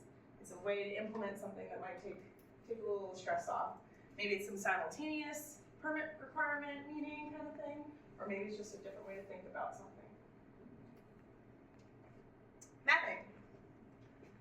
Items due within 6 months. Again, the first 3 here, your outfalls, interconnections, and preliminary storm sewer sheds, those should have been done The last iteration of the permit, the MS4 infrastructure for select TMDLs, that does not apply to you folks. So don't worry about this guy here. There's a laundry list of things in this section, not for you. It is specific for east of Hudson and nitrogen peconic estuary. It says that in the parentheses with the permit. And then the base map information, which the fact sheet again has a lot of information on mapping. Go ahead. Sorry. No, it's fine. Mapping, if you've been around for the last couple rounds of the draft, you'll notice the mapping stuff went through quite the overhaul repeatedly. The story is all written in pages 12 to 16. Again, you're looking for something light to read at night. There you go. Base map information. We went over it before, we'll do it again. Automatic and additional and designated areas. Your water bodies, they're classified, the WIPWL here, the TMDL areas. This stuff is wholesale found on the Stormwater Interactive Map. If that's where you want to point, that works. Land use is unique to each municipality. How you want to do that is up to you. We don't have like a land use data set. Some people like to lean on tax parcels. Counties, unfortunately, also do tax parcels differently. They don't all follow the same terminology or the same format or things like that, which is again why we don't lean on say, oh, just use tax parcels, use these things, because it's different for every single county. Roads and topography are largely available as just a base map feature on WebMapper, so you turn those guys on pretty quickly. Oh yeah, this table one. Look, I did, I remembered it. Perfect. Enforcement response plan, same idea here again. You have your legal authority, your local laws are already in place. Now what are you gonna do with your local laws once there's an issue? Something going against your local laws, what will you do with it? How you're gonna address your violations, addressing anything that's repeated violations, and then tracking those instances of non-compliance. The last one I have is construction site inventory. This is the one that maybe people, I would say they'll struggle with a little bit more. Obviously the swim plan is a big thing. Construction site inventory, in theory you're doing inspections, you know where your construction sites are, you're going to all those places, but maybe you don't have a list. Maybe someone is saying, hey, go to the corner of so-and-so and so-and-so, and yeah, I know where that site is. And, you know, it's all word of mouth. Let's make a list up now. That list will include where it is, who's running the project there, the water body information that it's impacting, prioritization of that construction site. Is it high or low? There's criteria in our permit to help guide you to determine prioritization. Project ID number, approval date, inspection history, and status. There's all criteria. That is all written in the MS4 permit. A lot of this information can be pulled either from your SWIP or from approval processes for your construction activity in your municipality. If you are looking for, oh, I can do it. Here. If you are looking for where to find a list of the construction projects occurring within your municipal bounds, you can go to the Stormwater Interactive Map. Did everyone know that this lived here actually? There's a database on our interactive map. There's a, Uh-oh. did I turn it on? I don't know what's going on with that. That could be I don't know that's a either. fluke. Weird, okay. I don't know where it's even coming from. Weird. Okay. Go to the WebMapper. There's a link here for an Excel document. The Excel document is big table. You can search it by county. You just select your county out, which is nice. You can also wholesale if you want to download every construction site in your state. Knock yourself out. But you can sort by municipality that it's in, which is very helpful. The question I've gotten recently is why is this not mapped? Like why aren't the points on a map? And that is because the notices of intent come in for the construction projects, and the owner-operator, whoever's filling out the notice of intent, they fill out the latitude, longitude, the location information. That location information is not always accurate. Sometimes it's in different parts. We We've been able to restrict it has to be within New York State, which is really nice. That's only within the last couple of years. Sometimes previously points were falling in Pennsylvania, the Atlantic Ocean, makes things a little bit complicated. That said, if it was represented on a map, there might be something that's not in your town or something that's bonus in your town that's supposed to be in the neighboring town or something like that. The best place to go is just the spreadsheet, sort it by your town, your municipality, and go that route. Let's see if this, perfect. Okay, again, these are the slides I prepped, but do people have more questions? How'd that go? That was like a blitz. But there's a slow version. Actually, I don't know if I talk any slower, but it's recorded on the webpage. And it goes over. Same idea. Same idea. I'll be contacting you. That's fine. No problem. What's our biggest concern? Time, yeah, it's a lack of time. So these requirements are coming at us, right? Yep. I have a lack of time. So it's not as easy as, oh, let's get everybody on board and hire, there's a lot of moving parts. Yep, absolutely. I understand that.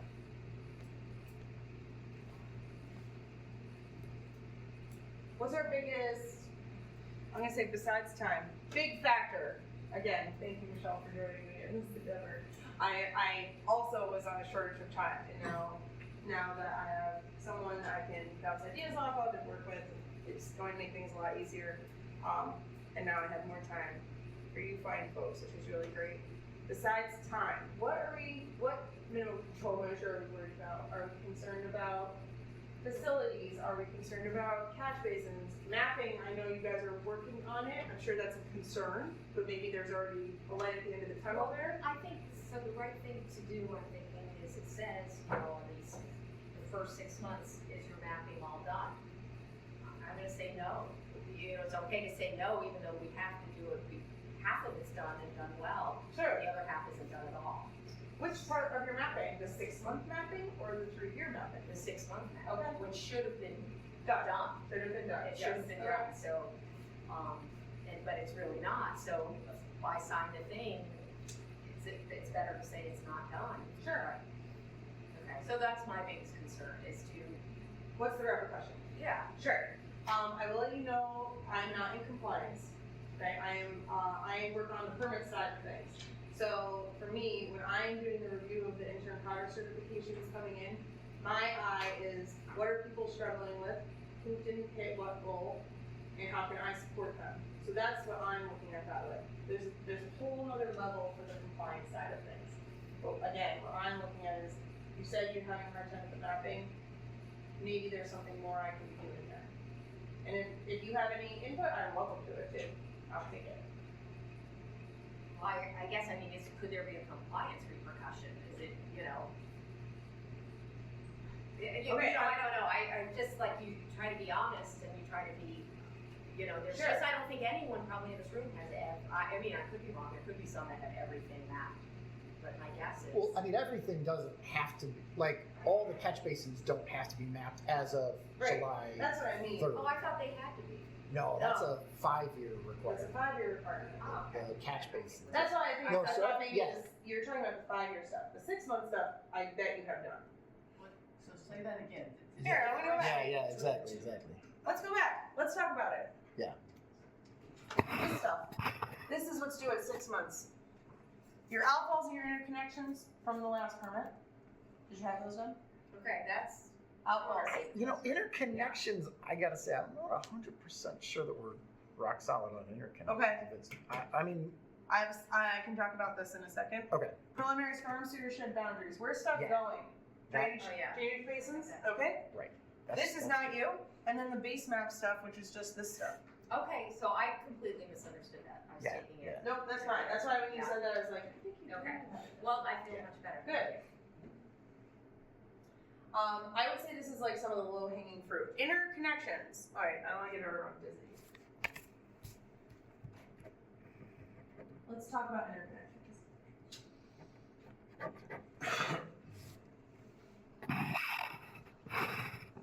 Okay.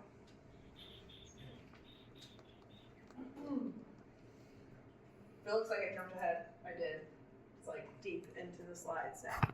Okay, old permit, GP 15.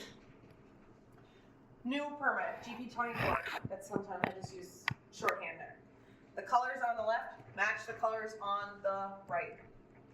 Old permit says an outfall is defined as any point, etc., etc., discharges to either surface waters or another MS4 from any kind of infrastructure. We have some open channel options here, swales and things, as well as hard pipe infrastructure. If it's not concentrated sheet flow, it's not an outfall. To match our New York State regulations, we have outfalls defined for a lot of our wastewater and industrial permitting. Outfall are discharges to surface waters. So to match that, the MS4 permit got a little facelift. An MS4 outfall is a discharge from any of those items, again, our green infrastructure, open channels, or hard pipe infrastructure to surface waters of the state. Sheet flow doesn't count. It broke it into two here, outfalls, and then interconnections now says discharges from our open channels, swales, as well as hard pipe infrastructure to another MS4. So it's the same concept, we just broke the definition into two items. So what I would suggest is you may already have this done. If you have this done, then you have this done, then you meet the mapping requirement. Okay, all right. I mean, in my mind, you know, it says interconnection. I'm starting to think, well, every time there's a pipe that crosses a municipal boundary, there should be a point there. We don't have the pipes underground mapped yet. Well, kind of. Right. When it changes hands. Yeah. So the idea of the outfalls and the interconnections the idea of those is that when it leaves your ability to manage, you only manage what's in your municipal boundaries. So when you do cross a municipal line, you no longer have the ability to manage that flow. But you have to maintain whatever's in your house, right? Inside of your municipality, you take care of all the stuff there. Then you have, I'm gonna say it like this, nice clean water can be sent to your neighbor, right? You don't wanna have anything scurrying across your neighbor's property that isn't up to par. So that's where you have an interconnection. That's a checkpoint. It's now called a monitoring location because you will conduct monitoring there. I have a whole thing on it. Let's talk about it. Monitoring locations, points where you're doing the inspections. Previously, it was a form called the Outfall Reconnaissance Inventory Sheet. Does that sound familiar? It's like a 2-pager. It had information about, some background information about the outfall, land use in the area, what's the pipe made out of, how many pipes do you have there, and then it had information asking about what did you see when you got to that outfall. Did you see something flowing? Did you see any funny colors, smells, things like that? And then you had to characterize the flow. You were conducting those inspections during what was called dry weather. Dry weather can mean a couple different things for people. It's defined as a minimum of 48 hours of dry, no rain events. Some municipalities with robust, long, big infrastructure, it might take more like 3 days. My recommendation is if you know your infrastructure and it's going to take 3 days to dry up, just wait 3 days. Do not waste your time doing inspections when you know everything's going to be flowing, because then you have to do some type of track down or figure out if it is illicit. It's a waste of your time. City of Albany, where I did some work there, very old, very long, very big infrastructure. I would always wait 3 days after a rain event. It's like not worth it. Otherwise, everything's running miles and miles of piping. The monitoring locations that you're going to be inspecting are called MS4 outfalls, interconnections, and again, municipal facility intra-connections. These are new this permit term. These are not required to be mapped in 6 months. That requirement comes later. Outfalls discharged to surface water of the state. You have a pipe in a creek, that's an outfall. Interconnections discharged to another MS4. Your system goes into your neighbor's system. This is the crossing of the municipal lines conversation. Yeah. An intra-connection, it's an internal checkpoint. You have a facility. I'm gonna use a DPW garage, that's what I like to use. DPW garage, and you have catch basins on the site. It goes off of site into your own road, the point where it leaves your site, you wanna check that. This is very similar to our multi-sector general permit. It leaves the site, you wanna know what's leaving your site. It's part of, it works in collaboration with Minimal Control Measure 6 and your good housekeeping. If if the facility is maintained properly, then in theory that should be fine too. The check can be really quick too. These inspections, if you go during dry weather and there's no problem, it's a check. There's nothing happening there, fill out the information as needed. But if you've been doing this for year and year and year, you have hard copy documents, you've been scanning them in, you can probably even print off the first page and just have a blank second page, change the date, right, and go back. Because I don't know if that's your strategy, but you could do that. You don't need to refill in the same page every time. Only if it's flowing, you gotta check it out. But okay, so I mean, this gets real into the weeds, and maybe this is unnecessary. I love the weeds. Great. The intermunicipal, like the crossing municipal boundaries. Yep. We don't have all of the systems all mapped. You know what I mean? So we don't technically know, if Kate's system is bleeding into the Cicero is bleeding into Clay. You know what I mean? Like where two towns are adjacent to each other. Yep. We don't really necessarily know if we should be flagging like an interconnection.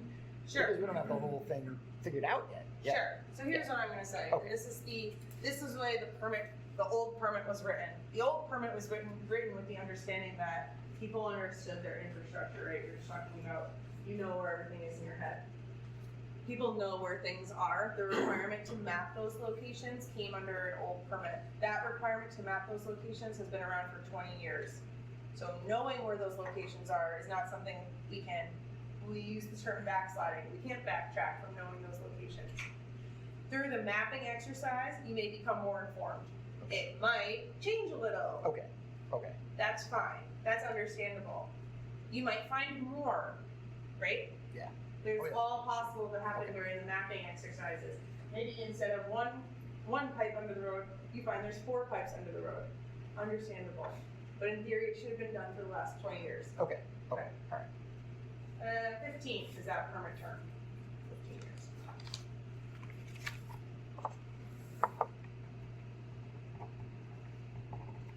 Our monitoring locations, okay. Oh, actually, this is for you then, isn't it? Our monitoring location is horrible. I love Oh, see? Look, someone invested. Perfect. And if you do go and there's nothing going on, so maybe even some of the things I said are cues for you. If you go to a municipality, and things are always flowing, even though it's been 2 or 3 days, then maybe it's a good conversation to have with the municipality and say, do you guys know how many miles of infrastructure you have coming to this point? If it's like 10 miles of like 48-inch piping or something, I don't know what the status is really, but that's a lot of flow. It could take 5 days. Maybe you just wait and go somewhere else in the meantime. I'm not saying you're not doing it to avoid illicit discharges, you're doing it to avoid goose chases. Don't waste your time.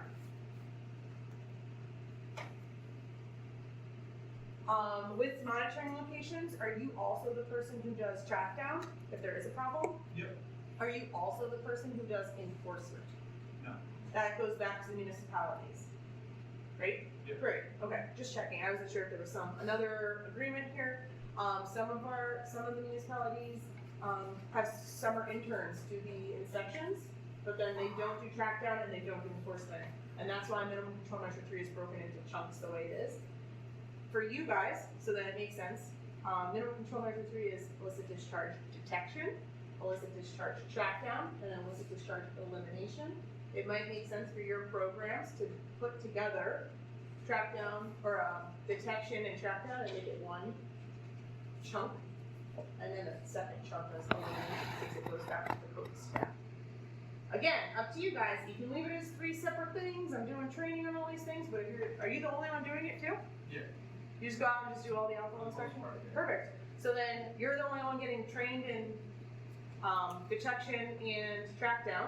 So maybe instead of having it written as 2 programs, you all have it as one more cohesive and comprehensive program.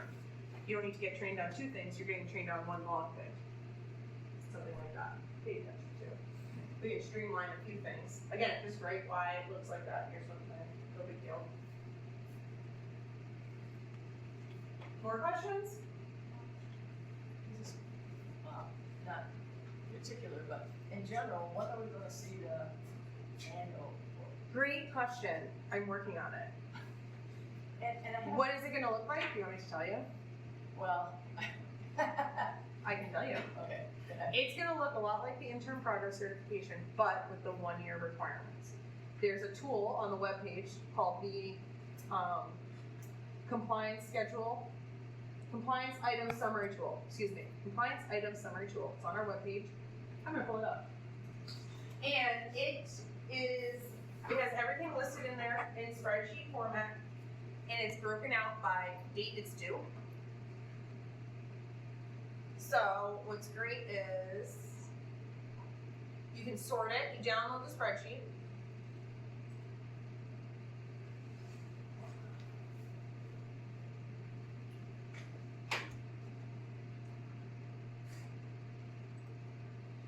You can download the spreadsheet and sort it. Compliance item summary tool here. Oh, here's that recording for you for later of the 6-month items. It's right down here. Cool. Aaron, I don't know where this is getting saved on your computer, but you're welcome. Open. And what you'll do is, oh, it's on the other screen.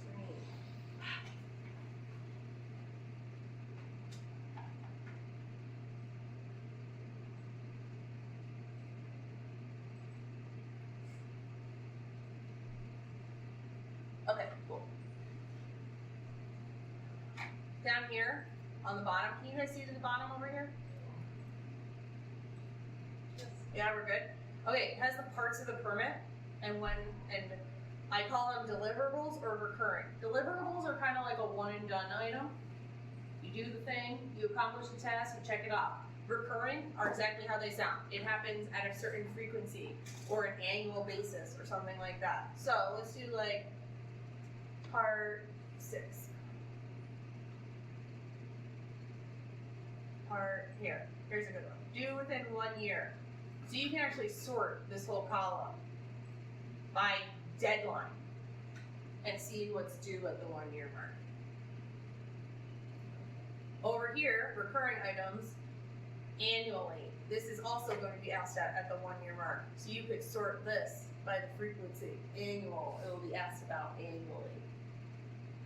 You can fill this out. If you're my thought behind this tool, and I function this way. I print it out and tape it to the wall kind of person, and I check it off, right? Fine. The recurring items, if it happens annually, you need it 5 times over. So did I do it this year? Rip it off the wall. Did I do it this year? Rip it off the wall. So that's how you know if you're getting it done.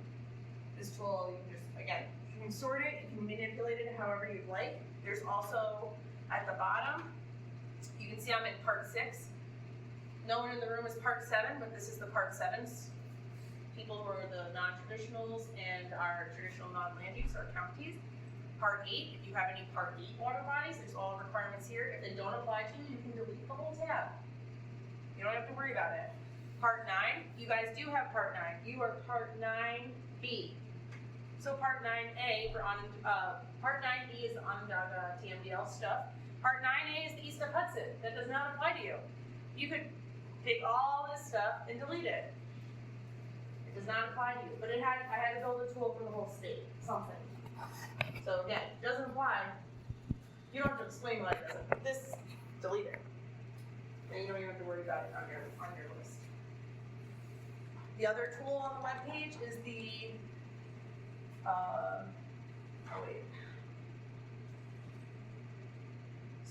Stormwater Management Program Plan Components tool. If you are struggling with what has to go in your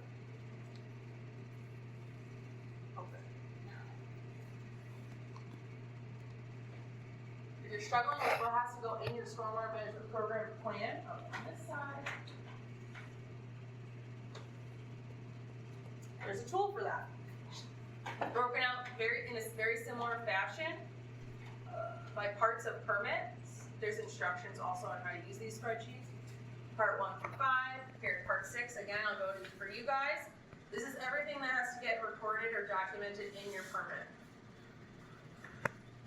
And it's listed here. But again, if part 8 doesn't apply to you, maybe you delete this whole tab. You don't even need it. Part 9, you only need 9B. So again, 9A, you can delete all this stuff. again, it had to be built for the whole station, so we will have to tailor it. If you have any issues with these tools, if there's something that seems inconsistent with the permit, let me know. The permit wins all the time. I copy and pasted it from the permit to the tools, but if there's anything, no one said anything yet, but if you notice a glitch between the two, let me know, give me a heads up, and I'll fix it on the web page. More? Aaron told me he blocked the room for 5 hours. 5 hours, yeah. We Yeah, can, I'll see that. we can order lunch. I did question the end date, the end time today. I know, yeah, right. I didn't know we were gonna get this feast of information, so I think this is great. Feast! For I'm feast. here for that. Feast of information. Are we all tired now? 2 hours is a long time. You guys are great. I have some cards if you want to email me. Michelle brought some too. So excited, you guys. Hit her up. It's been great. And I always, if you do have any questions, please feel free to ask. For you folks, the reason the regional staff here are here is to give you all some face time, like you can now know who you're talking to. But the regional staff are usually a lot more aware of the local issues. I told you I have to go back and read the Onondaga HTML. So things like that take me a little bit more time too. So let me know if you need anything. And thank you very much for being here. I appreciate it. Thank you.